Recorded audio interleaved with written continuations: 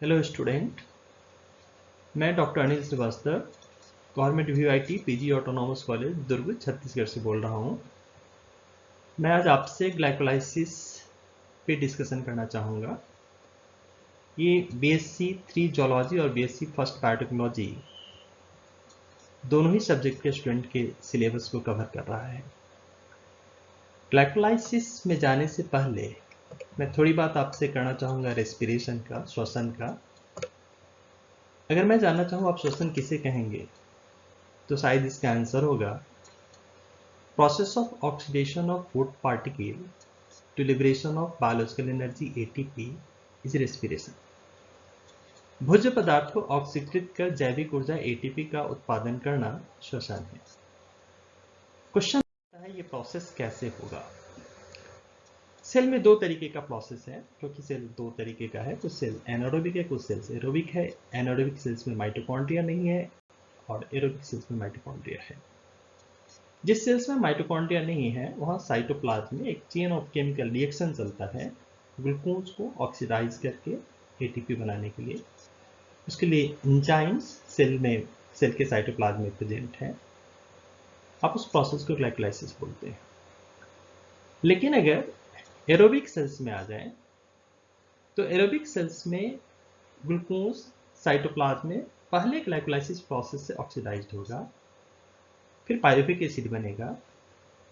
Pyruvic acid directly mitochondria में नहीं जा सकता है, इसलिए सेल साइटोप्लाज्म में एक इंटरमीडिएट रिएक्शन होता है जिसमें ग्लाइकोलाइसिस का and product pyruvic acid acetyl coenzyme A में परिवर्तित होगा। फिर एसिटाइल कोएंजाइम ए माइटोकॉन्ड्रिया के मेम्ब्रेन को क्रॉस करके माइटोकॉन्ड्रिया के मैट्रिक्स में जाएगा, वहां क्रेब साइकिल होगा।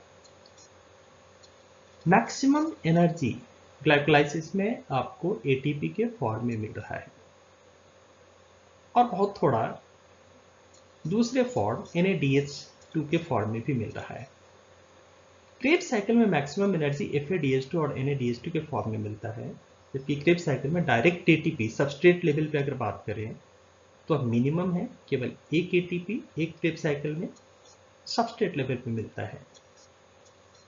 बाकी जो एनर्जी का फॉर्म होता है वो FADH2 NADH2 होता है।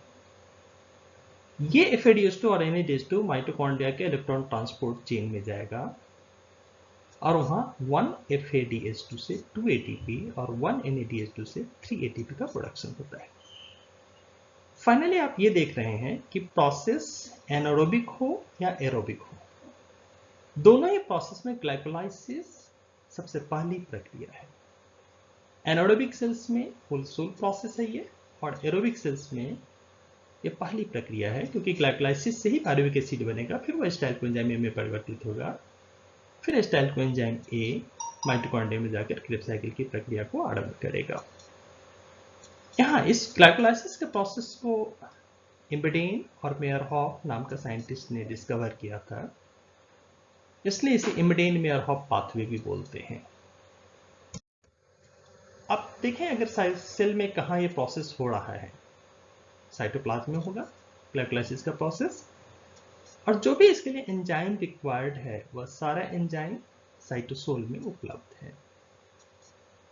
पूरे बायोकेमिकल प्रोसेस को देखें, 3 बायोकेमिकल प्रोसेसेस में इन्वॉल्व है। पहला फॉस्फोराइलेशन, दूसरा डीफॉस्फोराइलेशन और तीसरा डिहाइड्रोजनेशन।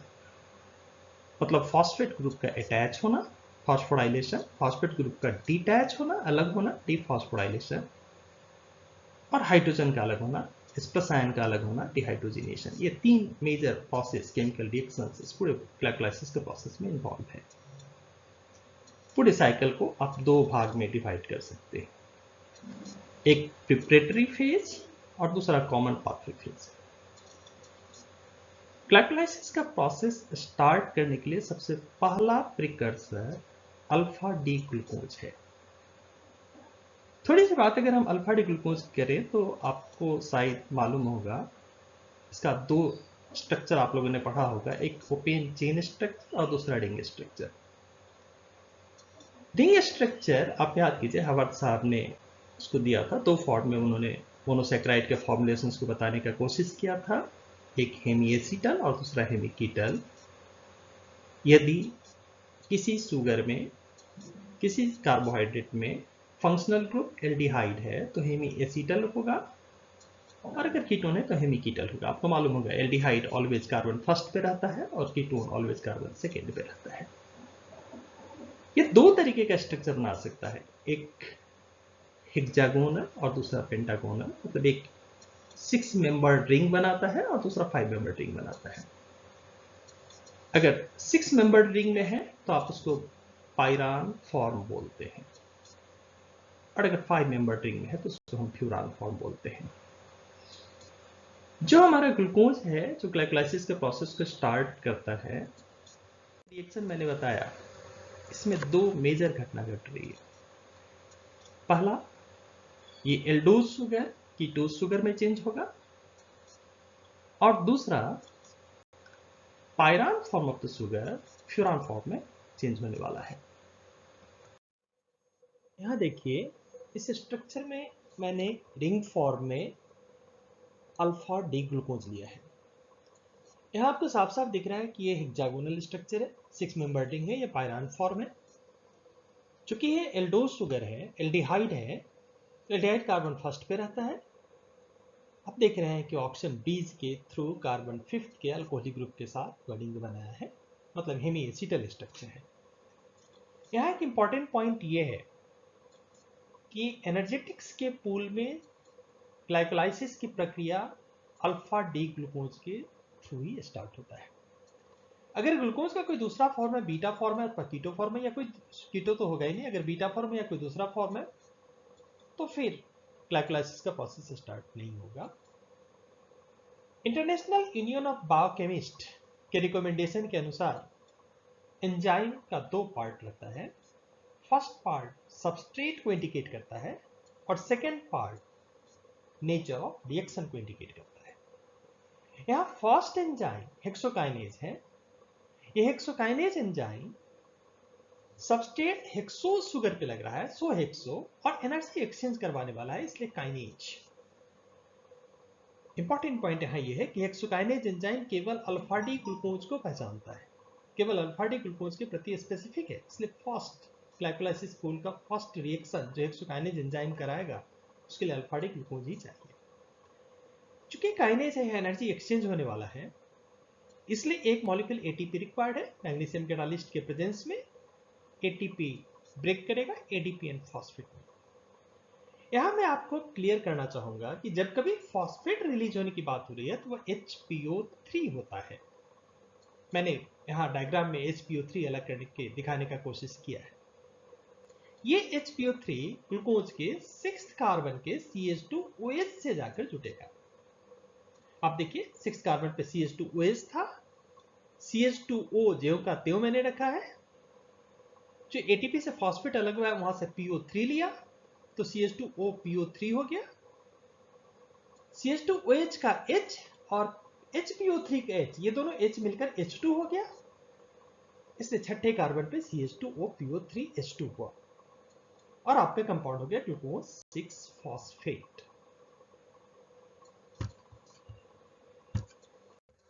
ये चेंज कर गया फ्यूरान फॉर्म में।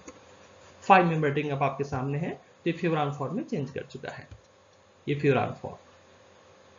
दूसरा इस स्ट्रक्चर में आप देखिए, ये ऑक्सीजन ब्रिज किसके बीच है? This is first carbon, second, third, fourth, fifth and sixth carbon. So association between the second and the fifth. Second carbon पे क्या रहता है? कौन सा functional group? Ketonic group. First carbon पे एल्डिहाइड रहता है, सेकेंड कार्बन पे कीटोनिक ग्रुप रहता है, मीनिंग यहां कीटोन आ गया, सेकेंड कार्बन पे कीटोन आ गया जो इस ऑक्सीजन ब्रिज को बना रहा है। और जब यहां कीटोन आ गया और ये फ्यूरान फॉर्म में कन्वर्ट कर गया, मीनिंग ये फ्रक्टोज हो गया।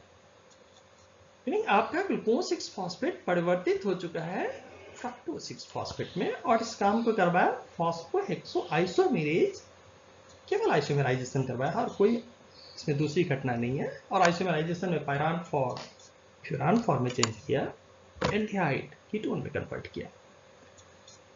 नेक्स्ट स्टेप रिएक्शन में फिर एक मॉलिक्यूल एटीपी की जरूरत है। एंजाइम देखिए फॉस्फोफ्रक्टो, अभी फ्रक्टोज हो चुका है और ये फॉस्फोफ्रक्टो है,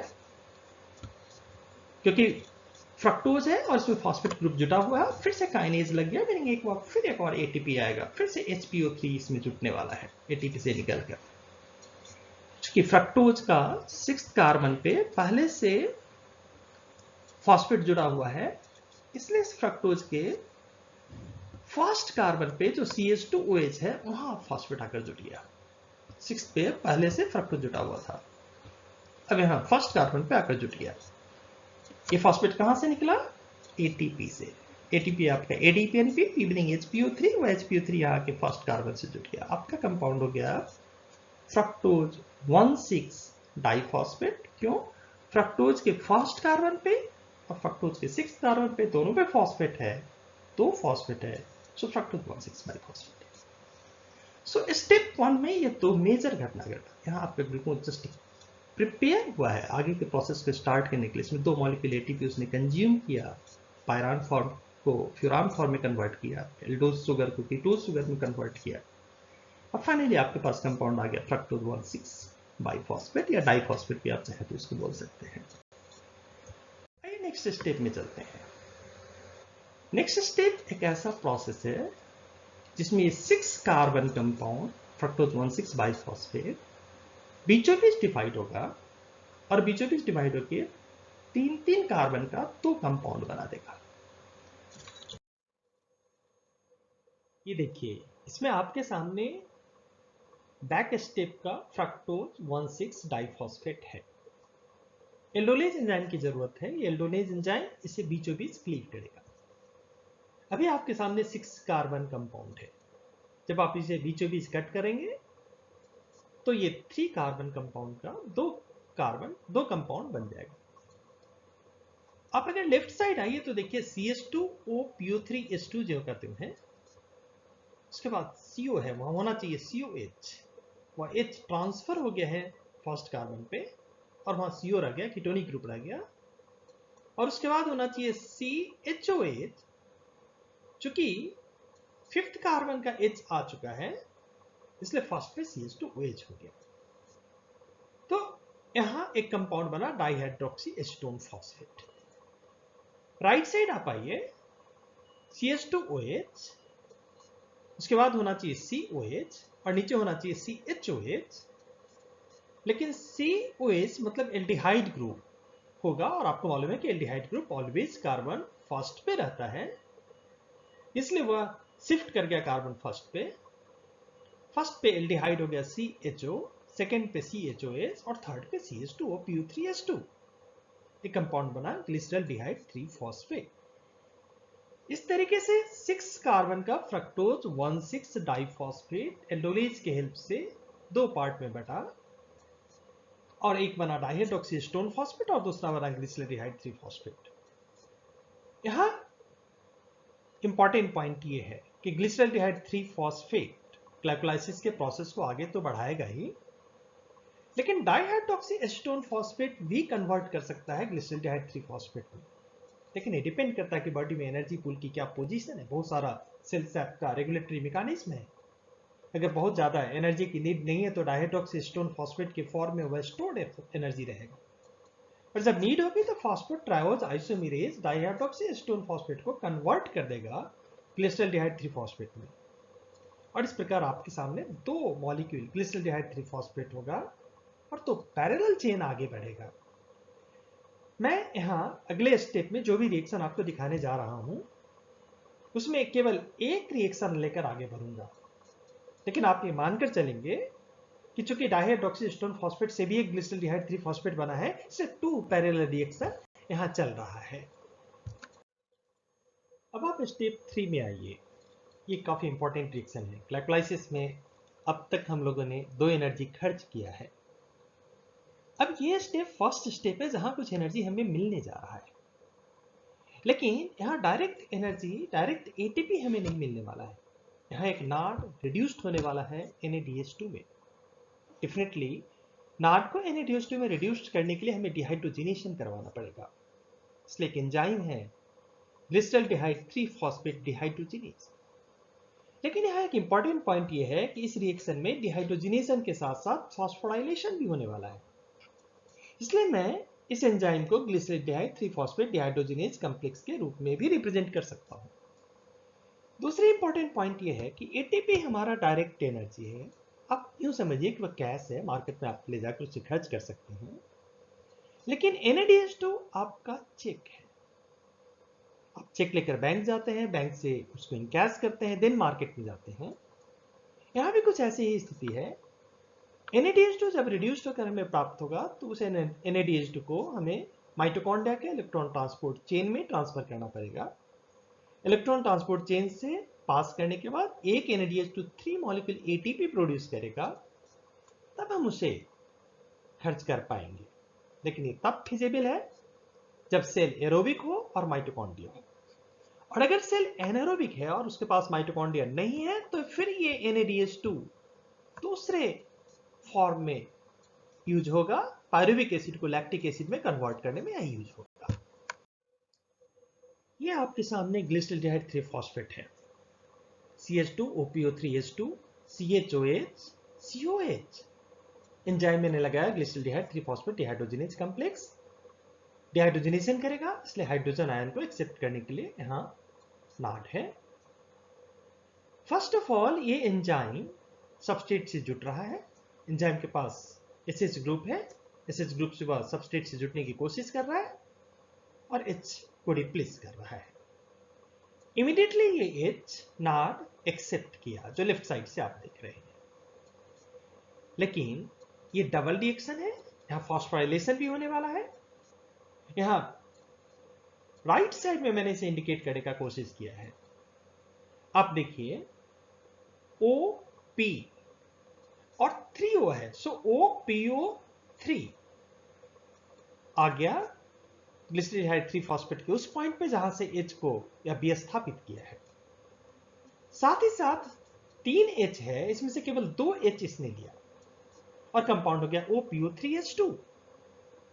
एक H बच गया, वह H राइट साइड से NAD को ट्रांसफर हो रहा है और अब आपका NAD फुल्ली रिड्यूस्ड हो चुका है NAD से NADH2 में।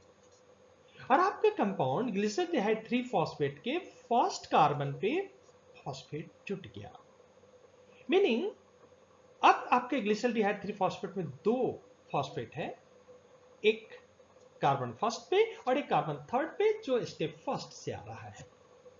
इस तरीके से इस कंपाउंड को अब हम बोलेंगे 1,3-डाइफॉस्फोग्लिसरिक एसिड, क्योंकि फर्स्ट और थर्ड दोनों जगह फॉस्फेट है। अच्छी बात यह है कि हमें 2 जगह फॉस्फेट दिख रहा है।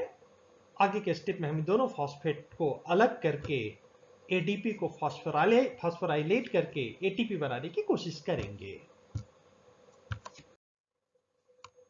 इस स्लाइड में मैं इसी बात को दिखाने की कोशिश किया हूं कि कैसे फॉस्फोराइलेशन हुआ और फॉस्फोराइलेशन होकर कैसे आपका ग्लिसरॉल्डिहाइड 3-फॉस्फेट 1,3-डाइफॉस्फोग्लिसरिक एसिड में परिवर्तित हुआ है। अब टाइम आ गया है जब हम इस स्टेप ऑफ रिएक्शन में डायरेक्ट एक मॉलिक्यूल ATP प्राप्त करने की स्थिति में है। यहाँ 1,3-डाइफॉस्फोग्लिसरिक एसिड के फर्स्ट कार्बन पे अनसैचुरेशन है और इस अनसैचुरेशन होने के कारण वहां से हम फॉस्फेट को अलग करके ADP को ट्रांसफर कर सकते हैं और ADP को जब ट्रांसफर करेंगे तो वह ATP में कन्वर्ट होगा। चूंकि पैरेलल चेन हम मानकर चल रहे हैं कि ये डबल रिएक्शन है, पैरेलल चेन चल रहा है, इसलिए यहां हमें 2 मॉलिक्यूल ATP मिलने वाला है। इसलिए यहां देखिए इमीडिएटली उसी कंपाउंड को यहां लाया, फिर 1,3-डाइफॉस्फोग्लिसरिक acid CH2OPO3H2 CHOH CO and OPO3H2 जो आपने ऐड किया था। यहां एंजाइम लग रहा है फॉस्फोग्लिसरेट काइनेज, अगेन काइनेज आ गया। फॉस्फोग्लिसरेट क्यों? क्योंकि ये फॉस्फोग्लिसरिक एसिड है, फॉस्फोग्लिसरेट काइनेज एनर्जी एक्सचेंज होने जा रहा है। ये फर्स्ट कार्बन पे जो फॉस्फेट है इसमें से HPO3 अलग कर लिया और ADP सेल सैप में रहता है, ADP को ट्रांसफर कर दिया, आपका ATP बन गया। आपने यहां से PO3H हटाया है, H बचा हुआ है अभी क्योंकि यहां H2 था, तो ये अब क्या हो जाएगा? OH हो जाएगा, OH। ठीक है यार, OH रेस्ट जीव का तो CO, CHOA, CH2O, PO3H2 meaning आपका कंपाउंड हो गया 3-फॉस्फोग्लिसरिक एसिड। मीनिंग 1,3-डाइफॉस्फोग्लिसरिक एसिड से फॉस्फोग्लिसरेट काइनेज की मदद से हमने पहले कार्बन से फॉस्फेट ग्रुप को हटाया, तो अब केवल एक फॉस्फेट बच गया थर्ड कार्बन पे जो सबसे ऊपर है, उसको हम लोग 3-फॉस्फोग्लिसरिक एसिड बोलेंगे। अच्छी बात यह है कि हमको डायरेक्ट ATP मिला। अगर हम मानकर चले कि 2 पैरेलल चेन चल रहा है तो डेफिनेटली 2 ATP मिला, और एक ही मान के चल रहे हैं तो 1 ATP हमें मिल गया। हम मान के चल रहे कि 2 पैरेलल चेन चल रहा है, इसलिए आप मानिए यहाँ कि 2 ATP आपका जनरेट हो गया। इस स्टेप 5 में 3-फॉस्फोग्लिसरिक एसिड जो स्टेप 4 का इन प्रोडक्ट है, उसमें अभी भी एक फॉस्फेट प्रेजेंट है जो ओरिजिनली स्टेप 1 से आया है। अब हमारा लक्ष्य है कि इस स्टेप 1 से आए हुए फॉस्फेट को रिमूव करके हम एक नया ATP बनाएं। लेकिन हमारे सामने प्रॉब्लम है कि हाँ, बॉन्ड सैचुरेटेड है, और सैचुरेटेड बॉन्ड से किसी फॉस्फेट को अलग करना हमारे लिए डिफिकल्ट टास्क है। इसलिए फर्स्ट ऑफ ऑल हमें इसे अनसैचुरेशन क्यों ले जाना पड़ेगा, उसके बाद ही हम इसमें से फॉस्फेट अलग कर पाएंगे और फिर हम ATP प्रोड्यूस कर पाएंगे। यहाँ देखिए 3-फॉस्फोग्लिसरिक एसिड आपके सामने है, इसके थर्ड पे फॉस्फेट ग्रुप दिख रहा है। मैंने आपको बोला कि हमें डबल बॉन्ड यहाँ क्रिएट करना है, अनसैचुरेशन में लाना है। इसमें सबसे फर्स्ट स्टेप हमें म्यूटा रोटेशन करवाना पड़ेगा। थर्ड कार्बन से फॉस्फेट को सेकेंड पे ट्रांसफर करना पड़ेगा और सेकेंड के OH को थर्ड पे ले जाना पड़ेगा। सेकेंड का OH जब थर्ड पे जाएगा तो थर्ड का PO3H2 सेकेंड पे आएगा, जो म्यूटा रोटेशन का प्रोसेस होगा, और इसके लिए रिस्पॉन्सिबल एंजाइम है फॉस्फोग्लिसरोम्यूटेज। इस डायग्राम में आपको साफ साफ दिख रहा है कि इस म्यूटा रोटेशन के प्रोसेस से 3-फॉस्फोग्लिसरिक एसिड का फॉस्फेट सेकेंड पे आ चुका है और अब ये 2-फॉस्फोग्लिसरिक एसिड बन चुका है, बट अभी भी बॉन्ड सैचुरेटेड है। से नेक्स्ट स्टेप में हमें वाटर रिप्लेस करना पड़ेगा, एक मॉलिक्यूल डिहाइड्रेशन करवाना पड़ेगा। थर्ड कार्बन का OH और सेकेंड कार्बन का H अगर हम रिप्लेस कर दें तो एक मॉलिक्यूल वाटर हटेगा, और वाटर हटने से शायद यहाँ डबल हाइड्रोजन बॉन्ड बन जाएगा, तब हमारे लिए फॉस्फेट को रिप्लेस करना पॉसिबल होगा। और नेक्स्ट स्लाइड में देखते हैं। देखिए यहाँ वाटर रिप्लेस हो रहा है, और वाटर रिप्लेस होने के बाद CH2 डबल हाइड्रोजन बॉन्ड के साथ सेकेंड कार्बन COPO3H2 रह गया, नीचे वाला फर्स्ट कार्बन नेचुरल COOH है। इस वाटर रिप्लेसमेंट के साथ डबल हाइड्रोजन बॉन्ड आ चुका है, और अब हमारे लिए पॉसिबल है कि इस PO3H को हम हटा दें, और PO3H को हटाकर हम फिर से इसको ATP को फॉस्फोराइलेट करके ATP बना दें। और ये काम पायरुवेट काइनेज करने जा रहा है। फिर से काइनेज आया, यानी फिर से एनर्जी एक्सचेंज होने वाला है। सेकेंड कार्बन से PO3H ट्रांसफर किया ADP को, ATP जनरेट हो गया, मैग्नीशियम आयन कैटालिस्ट है। अब आपका कंपाउंड क्या रह गया? आपका कंपाउंड रह गया CH2 COH, क्योंकि यहाँ O केवल इस H2 में से H बचा हुआ है, सो COH और COOH। पायरुविक एसिड का अर्ली स्टेज इनॉल पायरुवेट बना, जो स्पॉन्टेनियसली अपने आप कीटोपायरुवेट में कन्वर्ट करता है। चूंकि कीटोनिक ग्रुप सेकेंड कार्बन पे रहेगा और CO होता है कीटोनिक ग्रुप, तो ये H ट्रांसफर कर देगा थर्ड कार्बन पे। जब ये H ट्रांसफर कर देगा थर्ड कार्बन पे, तो यहाँ आप उसको CH3 बोलिए, CO COOH। आप चाहे तो इसको ऊपर लिख सकते हैं, CH3 COOH को नीचे कर सकते हैं। यही आपका कीटोपायरुवेट, यही आपका पायरुविक एसिड बना। इस पूरे रिएक्शन में आपने यहाँ देखा कि एक मॉलिक्यूल ATP और प्रोड्यूस हो गया, मतलब अगर डबल चेन है तो आप मान के चलिए 2 मॉलिक्यूल ATP है, और 2 मॉलिक्यूल पायरुविक एसिड रिएक्शन में एक दिख रहा है, क्योंकि पैरेलल चेन चल रहा है, इसलिए 2 मॉलिक्यूल पायरुविक एसिड भी आपका बना। सो फाइनली ग्लाइकोलाइसिस के प्रोसेस में अल्फा ग्लूकोज 2 मॉलिक्यूल कीटोपायरुवेट में कन्वर्ट हुआ। क्वेश्चन उठता है कि ये जो कीटोपायरुवेट पायरुविक एसिड कीटोपायरुवेट बना ग्लाइकोलाइसिस के प्रोसेस में, इसका क्या आगे होने वाला है, इसका फिट क्या है? 2 कंडीशन है, एक एनारोबिक कंडीशन और दूसरा एरोबिक कंडीशन।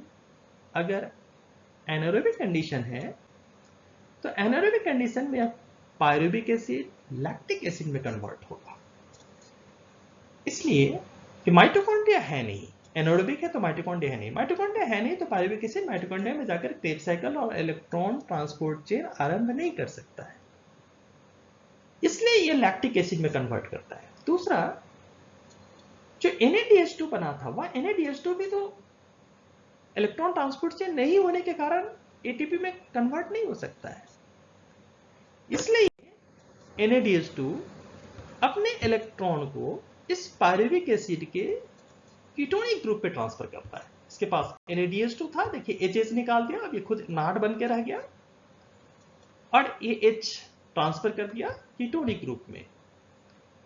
पर जो एंजाइम है लैक्टेट डिहाइड्रोजिनेज वह L-लैक्टेट बनाता है, इसलिए कीटोनिक ग्रुप का O लेफ्ट साइड आ गया और नाट से आया हुआ NADH2 से आया हुआ H दोनों साइड यहां अटैच हो गया, H और H। फाइनली आपका कंपाउंड बना L-लैक्टेट।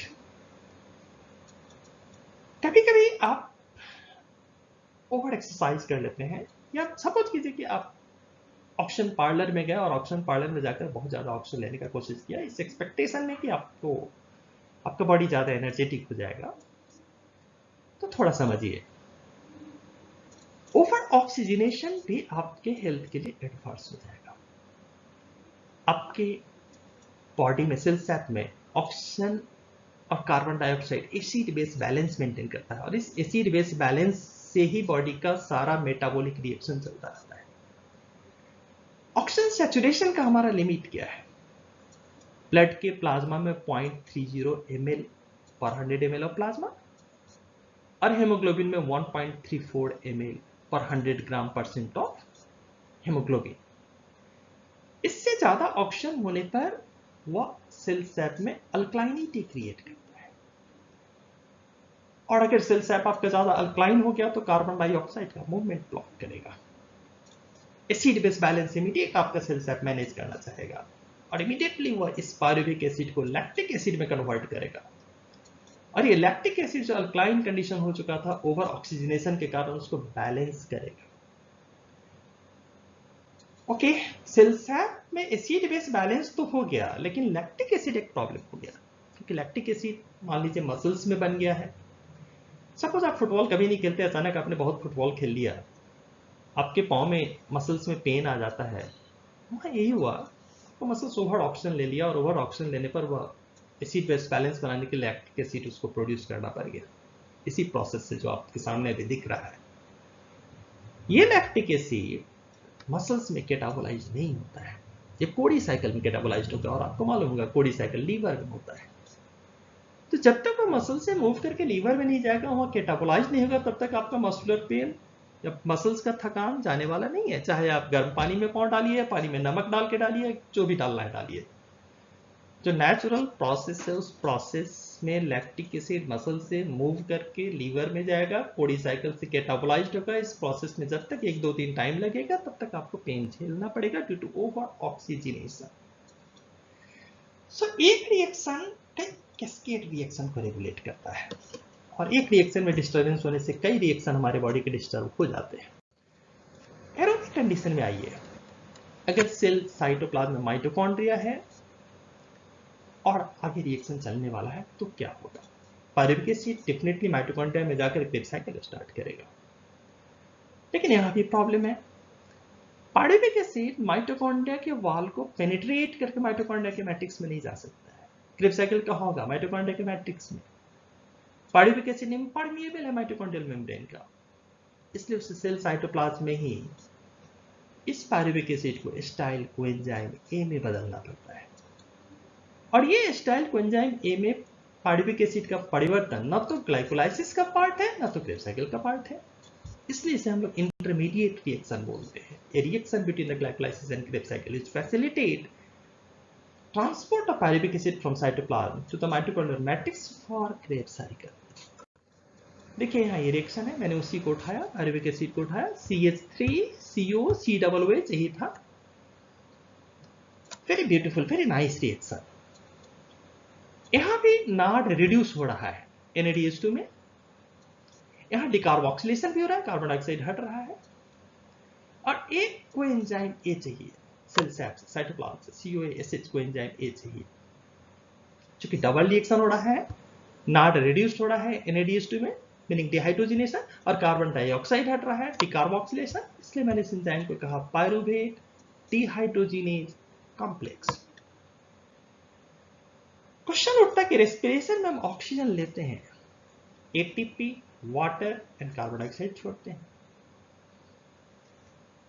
ATP बन रहा है वो भी दिखा आपको, अभी अभी वाटर रिलीज हुआ वो भी आपने देखा, अब कार्बन डाइऑक्साइड रिलीज हो रहा है वो भी देख लीजिए। यहाँ इस रिएक्शन में कार्बन डाइऑक्साइड रिलीज हो रहा है, क्रेब्स साइकिल में भी कार्बन डाइऑक्साइड रिलीज होता है, इसलिए रेस्पिरेशन के प्रोसेस में ATP, water and carbon dioxide तीनों निकलता है। यहाँ देखिए इस रिएक्शन में कोएंजाइम A में SH ग्रुप है, थायोल ग्रुप, इसका H और पायरुविक एसिड के COOH का H, ये दोनों मिलकर नाड को रिड्यूस कर दिया NADH2 में, और पायरुविक एसिड का H हटने के बाद बच गया CO मतलब कार्बन डाइऑक्साइड, ये कार्बन डाइऑक्साइड निकल गया, बचा क्या CH3CO, और इधर क्या बचा SCOA, क्योंकि H हट चुका है, तो कंपाउंड देखिए CH3CO SCOA, this is the style coenzyme, और ये स्टाइल कोएंजाइम माइटोकॉन्ड्रिया के वॉल से क्रॉस कर सकता है, माइटोकॉन्ड्रिया के मैट्रिक्स के अंदर जाएगा, फिर वहां क्रेब्स साइकिल का प्रोसेस स्टार्ट करेगा। ग्लाइकोलाइसिस का end product pyruvic acid directly mitochondria के अंदर जाके क्रेब्स साइकिल स्टार्ट नहीं कर सकता, इसलिए इस रिएक्शन को हम लोग इंटरमीडिएट रिएक्शन बोलते हैं। This is not the part of the Krebs cycle, not even part of the glycolysis. अब जरा एनर्जेटिक्स की बात करें। कभी भी अगर कोई आपसे क्वेश्चन करता है कि ग्लाइकोलाइसिस में कितना मॉलिक्यूलर एटीपी बनता है, आप काउंटर क्वेश्चन कीजिए, आप किस में पूछना चाहते हैं, एनारोबिक में या एरोबिक में। अगर आप एनारोबिक रेस्पिरेशन की बात कर रहे हैं तो आपने देखा अभी स्टेज 4 जो अभी हम लोग ने डिस्कशन किया, उसमें एक मॉलिक्यूलर एटीपी बना था, 5th में भी एक मॉलिक्यूलर एटीपी बना था। चूंकि हम लोगों ने बात किया था कि डबल चेन ऑफ रिएक्शन चल रहा है, इसलिए 1 + 1 1 + 1 लिखा, meaning 2 ATP, total production 4 ATP। Glycolysis में एनारोबिक रिएक्शन में total production 4 ATP, but step 1 में 2 ATP आपने खर्च कर दिया था, तो नेट गेन 2 ATP। ग्लाइकोलाइसिस में एनारोबिक अगर है तो total production 4 ATP and net gain only 2 ATP। लेकिन यही अगर एरोबिक रेस्पिरेशन है, तो एनारोबिक रेस्पिरेशन में जो हम लोगों ने स्टेज 3 में NADH2 रिड्यूस कराया था, वह NADH2 क्योंकि एरोबिक है तो माइटोकॉन्ड्रिया है, इलेक्ट्रॉन ट्रांसपोर्ट चेन है, वह इमीडिएटली मूव करेगा माइटोकॉन्ड्रिया के इलेक्ट्रॉन ट्रांसपोर्ट चेन में, और एक NADH2 3 ATP देता है। क्योंकि 2 डबल रिएक्शन था, 2 NADH2 हमने माना, तो 6 ATP यहां हमें मिला, प्लस स्टेप 4th का 2 ATP, स्टेप 5th का 2 ATP, टोटल प्रोडक्शन हो गया 10 ATP। ग्लाइकोलाइसिस के एनारोबिक में टोटल प्रोडक्शन था 4 ATP, एरोबिक में टोटल प्रोडक्शन है 10 ATP। कंजम्पशन स्टेप 1st में 2 ATP था, so net production 8 ATP। Glycolysis के एनारोबिक में net production 2 ATP and aerobic में नेट प्रोडक्शन 8 ATP। इसमें टोटल आपको एनर्जी मिल रहा है ग्लाइकोलाइसिस में। ये स्लाइड कॉपीराइट एक्ट से रिलेटेड है, मेरे से करना है, एंड थैंक यू। होपफुली मैं उम्मीद मुझे करना चाहिए, मुझे ये होप करना चाहिए कि शायद आप समझेंगे। मेरा एक रिक्वेस्ट है आपसे, ग्रेजुएशन हायर क्लास होता है, थोड़ा जस्ट नाम लिख कर आगे बढ़ने के बजाय आप स्ट्रक्चर को समझिए, और जो केमिकल स्ट्रक्चर में जो इवेंट्स हो रहा है उस इवेंट्स को समझिए, ज़्यादा ब्यूटीफुली, ज़्यादा अच्छे से, ज़्यादा कन्विंसिंग तरीके से आप इसको समझ पाएंगे और आगे एक्सप्लेन कर पाएंगे। Okay, thanks.